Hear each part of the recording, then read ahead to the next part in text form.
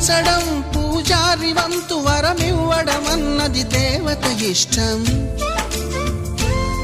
ప్రేమించడం ప్రేమికుడి వంతు కరుణించడం అన్నది ప్రేయసి ఇష్టం. ఎందువల్ల నిన్ను ప్రేమించిందో చిన్ని మనసుకే తెలియదుగా, నిన్ను మరవడం జరగదుగా. ఎందువల్ల నువ్వు కాదన్నావో ఎదురు ప్రశ్నలే వేయనుగా, ఎదురు చూపులే ఆపనుగా. ఏనాటికో ఒకనాటికి నీ ప్రేమ సాధిస్తా. నిన్ను చూడాలని ఉన్నా, నిన్ను చూడాలని ఉన్నా, నీ